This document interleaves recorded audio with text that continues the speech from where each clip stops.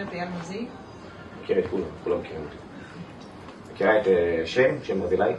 נטלי, קחי רק את המיקרופון אלייך. קחי אותו טיפה אלייך. מכירה דורון נטלי? כל אלה שילמו לי. כל אלה שילמו לי. מי שתיקה? יכולה לרוץ. אתה יודע מה זה בני שתיקה?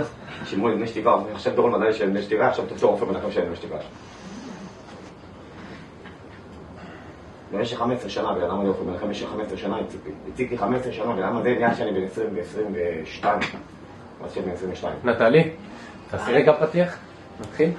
אריק זוהר, נעים מאוד. נעים מאוד. אתה יוצר מוזיקלי, נמצא בתחום הזה. לא רק זה, הרבה דברים. אני יודעת, תכף תספר לי את זה. אתה נמצא בתחום הזה המון שנים. במה התחלת? וקודם כל תספר לי על עצמך קצת. בן 40, תל אביב. גדלתי בתל אביב, כרגע אני גר בחולון. גרוש עם ילד בן 19. וואו. כן. והסוג הראשון שהתחלתי לעסוק בו זה סופר סתם. התחתנתי קודם כל בגיל מאוד צעיר, התחתנתי בגיל 19 וחצי. הייתי סופר סתם. אחרי זה הלכתי לתחום הזה. התעסקתי בתחום הנדל"ן אחר כך, בנתניה. זה שינויים. כן, בנתניה, בתחום בנדל"ן באדמות השרון, חברה שנקראת אדמות השרון, עבדתי עם משה גורן. ובין לבין התחלתי לראות, אהבתי מוזיקה. אמרתי לאיזה חבר שלי שהוא גר בהרצליה, הוא אמר לי בוא יש לי איזה זמר, בוא תשקיע בו. לקחתי איזה זמר בהרצליה, לא משנה מה השם שלו כי אני כבר לא מדבר איתו. השקעתי בו אצל עופר מנחם, עשיתי יחסי ציבור, שילמתי לעופר מנחם. ועופר מנחם תמיד היה חבר שאמר לי אני ארים אותך למעלה, אני אקדם את החברה שלך, אני ככה, הוא תמיד אוהב להגיד את זה לזמרים או להגיד את זה לאנשים. גם דורון מדלי גם בא אליי בזמנו. ומי שם לקחת... דן לפידות, השקעתי בדן לפידות גם כסף, גם 300,000 לדן לפידות. ולקחנו יורן סוויס, אתה לקחת זמרים והובלת אותם. הובלתי אותם, ומאז שעדפתי אותם נעלמו עקבותם. כי, אוקיי. מה המעטפת שהענקת לכל אומן? יחסי ציבור, ייצוג, ניהול, לקחתי את יורן סוויס, ישב מנהל של דן לפידות, ושמולי וקסלר. וכרגע דן לפידות היא כבר בדרך חדשה, יש לה יוסי, איך קוראים לו? יוסי לא זוכר. לא רלוונטי. אוקיי? היא גם לא רלוונטית, היא גם לא רלוונטית כבר. מה היום אתה עושה? דנה מהממת. היא לא רלוונטית כבר, אבל היא לא רלוונטית כבר. היא מהממת, אבל היא לא רלוונטית. כל עוד אדם קם בבוקר מול השם הוא רלוונטי. נכון, כל אחד רלוונטי, אבל תלוי למי. תלוי למי. ליקום כן. לבורא עולם. מה עוד אתה עושה היום? נדל"ן. אני עושה נדל"ן באזור אשקלון עם גלית קלמן. נדל"ן באזור נתניה עם אילן. עם נדל"ן באזור המרכז עם נוי. ועוד כמה, יש לי כבר שקים, ואני מנהל אותם בשעת רחוק. ומה בתחום המוזיקה? מייצג אומנים. החתמתי זמר שנקרא זוהר אשרוב. הוא זמר שהוא מאוד מפורסם, יש לו 60 מיליון צפיות ביוטיוב בכל השירים שלו.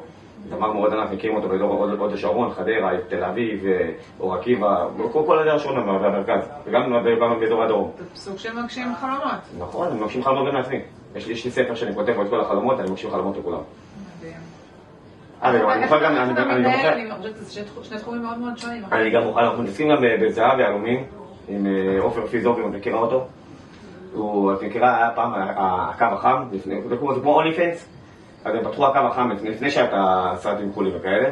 אז הם פתחו את הדבר שנקרא הקו החם להיכרויות לאנשים, לגברים והכל, והוא פתח את זה, והוא עשה אקזיט עם השותפים שלו, שלושה שותפים. וכרגע הוא חי בתל אביב. כמו מלך. איך אתה מנהל את העולמות האלה שכל כך שונים של נדל"ן? אני גם בורר, יש לי גם תודה של בורר, של מגשר. אוקיי. למדתי גם גישור, למדתי גם מאמן כושר, למדתי גם... אבל היום במה אתה מתרכז? הכל, מתרכז בהכל.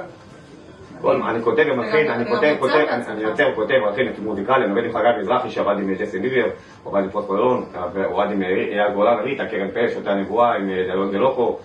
עובד עם הכל חגי מזרחי, הוא קרייב בלוס אנג'לס, אני כותב ומכין איתו, אני גם מפיק מוזיקלי איתו, אני עושה איתו מיקס, מאסטרינג וכל. מה הדבר הבא? הדבר הבא זה הדבר הבא, אריק זוהר. כמו ששובר אותו הפקות, כמו ששובר אותו הפקות. מה הדבר הבא בעולם המוזיקה? בעולם המוזיקה, אריק זוהר הפקות. הפקות, שם שלך, כן, כמו שצריך הפקות, כל המעטפת הזאת. שמחתים גם עוד זמרת בשם איילה שירת עם לוס אנג'לס, איילה. השבאתי לה לשיר באיצטדיון טדי, את מכבי חיפה נגד בית"ר ירושלים, הבאתי לה לשיר שם התקווה. אף אחד לא הכיר אותה, היא באה מפרנג'ס, אף אחד לא הכיר אותה, ואני... בום. כמו שאמרתי, מגשים חלומות. נכון. עבדת לצד באמת כל הגדולים בתעשייה. נכון, כל השחקני כדורגל מכירים אותי, הייתי ספונסר של קבוצת הכדורגל בני יהודה. ומכירים אותי כל הכדורגלנים, מא' עד ת', כאילו, כל השמות הכי גדולים. ישבתי איתם והובלתי אותם, אני עובד גם במוזיקה עם יוסי בן דוד, את מכירה אותו, שמעת עליו, יוסי בן דוד. אז הוא עובד איתי ביחד, אנחנו נלך לאולפן הקלטות, ואני עושה את הדברים משותפים, הייתי אמור לשים את אלקנה מרציאנו, את מכירה, את איתי לוי ישב איתי, מי עוד ישב איתי, וואו, מלא זמרות ישבו איתי גם, שהחתמתי בעבר. איך זה מבחינת מחתמים אצלך חוזה, ואתה ממש סוכן שלהם החל מא' עד ת'. מההשקעה באומן מא' עד ת'. היצירות וכל כל הקשרים שאתה גם מחבר אותם. גם גילי כהן, מכירה את גילי כהן? הפה של המדינה, שהיה לך גדול? כן. אז גילי כהן גם יש לי איתו פודקאסט שבוע הבא ביום שלישי, גם יום שישי זה פעמיים כיתו. וגם אני גם כותב הרבה, אני לומד גם הרבה קבלה של הרב גוטליב, מכירה את הרב גוטליב? הרב יגאל כהן, מכירה אותו? אז אני שומע שהוא משאר. הרב גוטליב. הרב גוטליב, אז אני שומע הרב גוטליב קבוע. כל לילה אני שומע קבלה ברב גוטליב, ואני הולך פעמיים בשבוע למקווה. אני מתפעל כמה נץ, אני מתפעל כמה נץ. מה זה עושה לך כשאמן מצליח? מה זה עושה לי? זה מרגש אותי, כמו שזה מרגש אותו, זה מרגש אותי. מרגש אותי לראות אותך מצליח. בייבי שלך. בייבי שלי, כן. יש לי הרבה בייבי, יש לי הרבה תינוקות. מה הטיפ הכי חשוב שלך לאומן? מה הטיפ הכי חשוב שלי לאומן? אומן עכשיו שאם הוא רוצה להצליח, הוא צריך צוות מנצח. וצוות מנצח לא מחליפים. האומנים שלו אמרו לי שאמר לי, אני הולך איתך עד הבית קברות, אין חוזה ל5 שנים, הוצאתי ל5 שנים, הוא אומר לי, אני אלך איתך עד הקבר. עד מתי שאני מת, אני אלך איתך. אמרתי לו, בוא נראה אם אתה יודע ללכת, אמרתי לו. סודה הצלחה. ביום שיעשו איתי טעויות, צריכים ללכת איתי על ביצים. כן. יש לך חיבור אישי על האומן שאתה עובד איתו, או שאתה עובד על המעטפת עסקית? לא, יש לי חיבור אישי גם לאומן, כמו אבא שלהם, לא רק אבא שלהם, אבא שלהם ואמא שלהם. הם מדברים איתי, מדברים כאילו עם אבא שלהם ואמא שלהם, אומרים לי הכל מא' עד ת', מה הם עושים ביום, מה הם אוכלים ביום, מי הם היו.